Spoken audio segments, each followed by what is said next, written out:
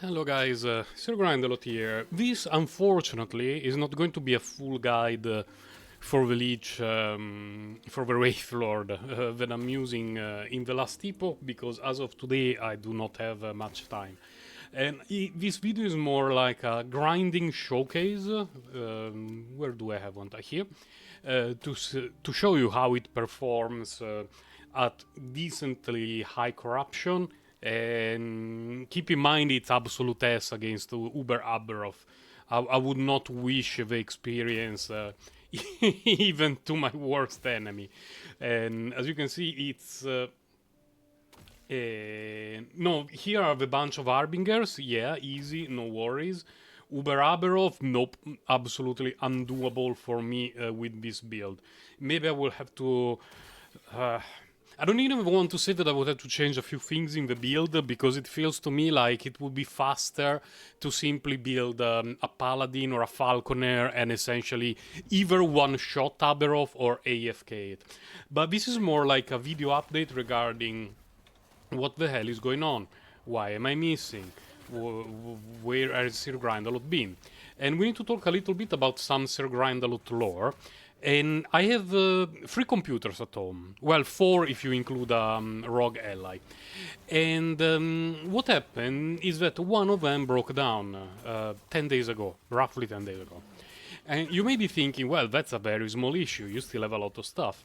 Which is true, but the issue is that the desktop, which is the one from which I'm recording right now, I cannot really use it for content creation during the week, because it's in the sleeping area of my house, and if I do gaming, grinding, editing and all the sort of stuff in the evening, I'm going to keep everyone awake, and that's not very viable.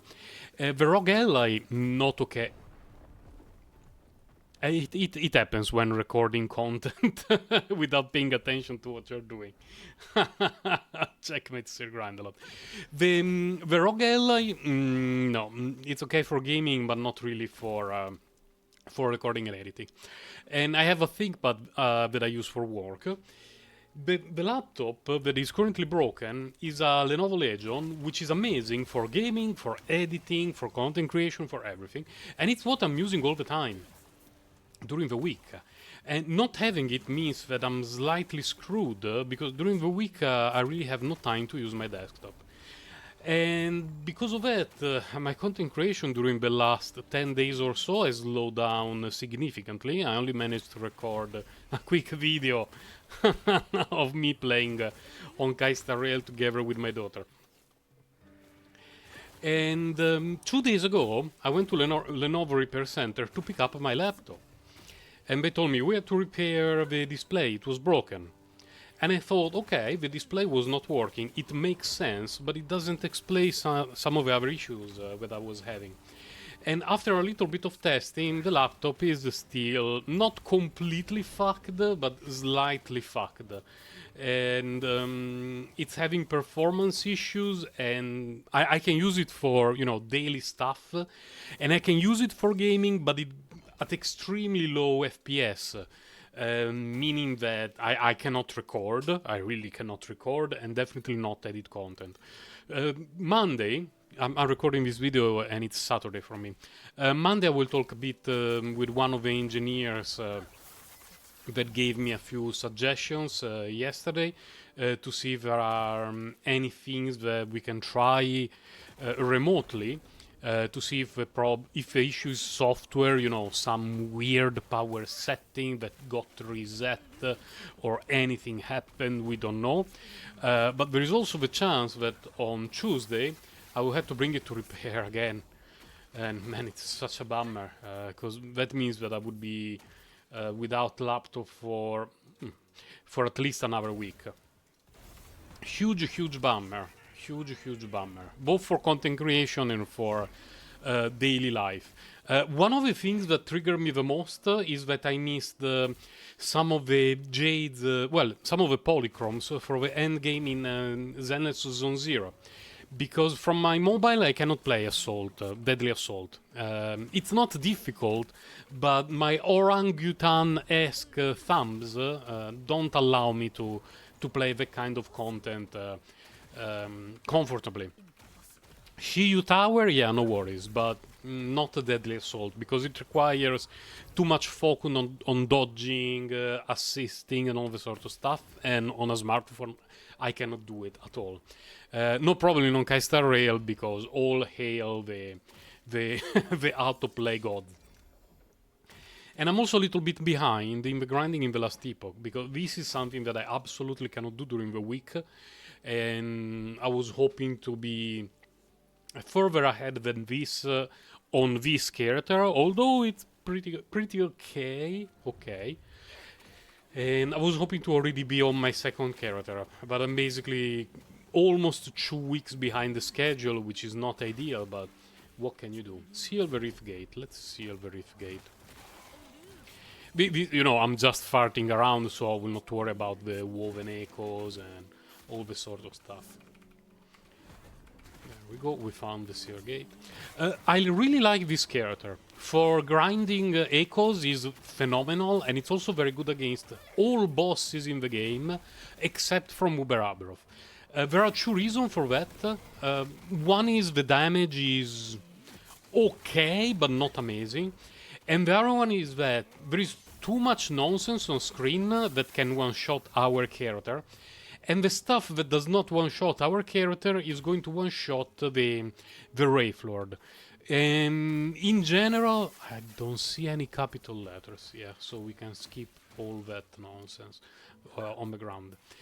And because of that, it just makes no sense to waste tens of hours trying to do essentially no-hit Uber Aberroth run with this character while a mediocrely built paladin can essentially full clear it in AFK, and a falconer. I don't want to say that it can one-shot it, but we're close. We're very, very close to that. I'm not a huge fan of this, by the way, in terms of game balancing. Nothing in capital letters, so it's all garble. I don't find it particularly good in terms of games design that the capital epitome boss endgame that is currently available is basically a joke with a couple of builds, a couple of characters actually, almost regardless of their build. And for everyone else, it's a huge pain in the ass that can take hundreds and hundreds of attempts, and a single death can just cause you to wipe. It doesn't seem particularly good in terms of game balancing. Because, yeah, sure, they wanted to focus on the paladin, the classes. Yeah, it's all good, but the gap shouldn't be that huge. And it's not like the Void Dude, the Paladins were in a bad spot earlier, because I played the previous cycle and I had no issue with a Bonk Knight, I had no issue with many builds, making it to the end game and clearing Aberroth. And, you know, base Aberroth, not particularly challenging, you know, just fine, it's okay. Uber Aberroth, I don't like the way it's balanced. The fight is not bad, a little bit too much nonsense on screen, but it's not too bad.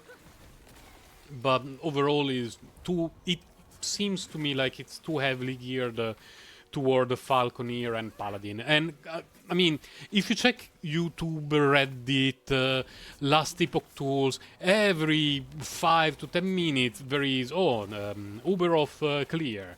Check the class, it's always the same too.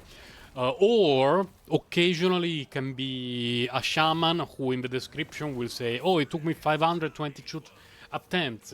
Or, you know, someone else along the same lines of needing to essentially forgo most of their real life for an extended period of time. I think if we sort it, yeah. These are... No, not worth picking up. This one, yeah, we can pick it up. It's not particularly good balance, but overall the game is fun, and you know, if I did not have the laptop issue recently, I would have definitely rolled a Falconer to get rid of Aberroth quickly. What's the situation? Let's do the boss, I guess. with the Harbinger. This is Eye of a Storm. No, without the Harbinger.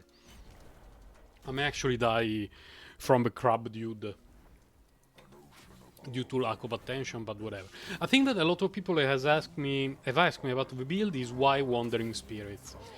In that slot, the alternatives tend to be, well, not really the alternative, but what people have been used for the longest time is summon zombies, because the Wraithlord is going to eat the zombies, and when the zombies explode, they can debuff the enemies, and all the sort of stuff. Wandering Spirits do something similar because they reduce necrotic resistance and they help us to generate some extra ward. Because even the zombies dying help us to generate ward. So there is a little bit of overlap there. And the problem is the summoning. You're not summoning anyone, so how are you buffing the Wraithlord? And hopefully I will not die as I do this. But you see this item, the Tome, is one of the new items from this patch. That was like a split second on screen. I will show it a bit better later. It's the Tome that summons a minion automatically every few seconds, essentially. And what it does is every... Oh my god, really? When it was almost dead? That's annoying. I was not paying attention. This one. It automatically summons a minion every few seconds, and it buffs the Wraithlord and all that sort of stuff. And because of that, the Wraithlord is going to eat the minion every few seconds. Let me show you. You see? It eats it. The minion gets summoned. It has a bit of a cooldown. When he gets summoned, he eats it. And because of that, he keeps getting his buff without having to do it manually. Because of that, I decided to try Wandering Spirit.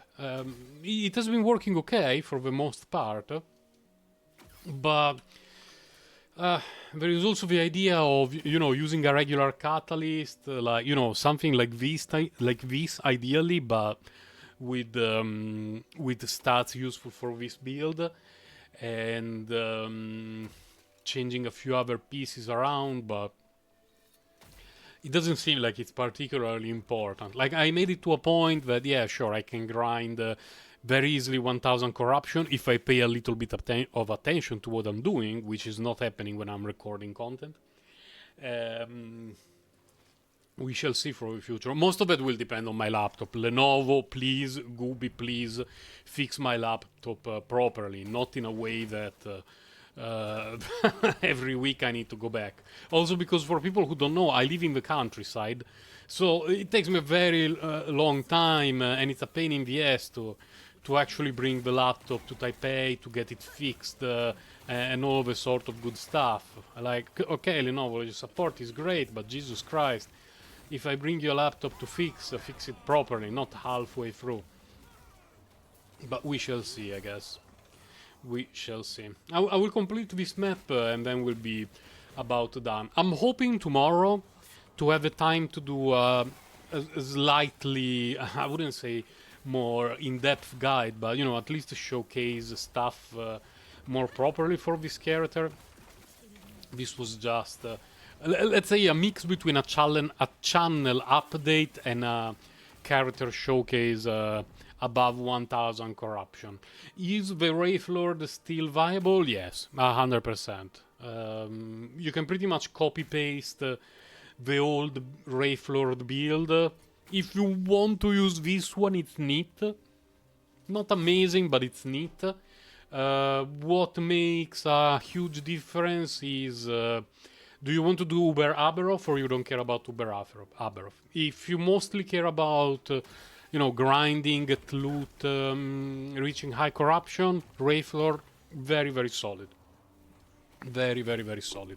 I do not particularly feel the nerf in the ward system. It's noticeable every now and then, because I went back to watch some of my recorded content from my Wraithlord for the previous patch, and yeah, it's clearly less than previously, but survivability is still decent. It's something that I often mention when I talk about the Wraithlord, this build in general, is that your character should never be in danger because you don't care about where the enemies are. You teleport somewhere, you leave your Wraithlord there, and you just leave. So if enemies are there and they're dumping stuff on your Wraithlord, you don't care, because the Wraithlord is not going to die. It has life drain, so you see the hit points going down, but then they go up. They go down, they go up. So it's never going to die, and it's going to tank at least until very, very, very high corruption. When you get to the point that your Wraithlord gets one shot, you cannot go any further than that in corruption. A couple of patches ago, my cap for that build at the time was close to 3000 corruption. Very close to 3000 corruption. Just don't do Uber Aberroth with a Wraithlord build. I would not recommend that at all. Just stick to one of the 25 million Paladin, Void Knight, Falconeer builds, and you will be fine. So at least you can, tick off that checkbox from the league and be done with it.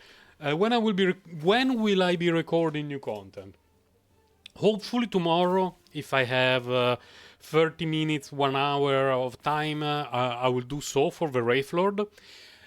And next week we are in the hands of the Lenovo RNG gods, hoping that either on Monday they will help me to fix my laptop properly, or that on Tuesday when I bring it there we will manage to get it fixed quickly and in a final and ultimate fashion, rather than in cope mode as it happened the last time. Anyway, I'm a bit sorry because I mentioned on Discord and in some posts here on YouTube that I had these problems with my computers and that my content would be lacking for a while, but still, it feels bad, man, because I used to have a daily schedule of multiple videos a week, and now it has slowed down significantly, but, when you have a computer malfunction, there is not much you can do about it. I kinda wish it was the desktop that had issues, because if the desktop had issues, not only would I have had no problem recording content daily from my laptop,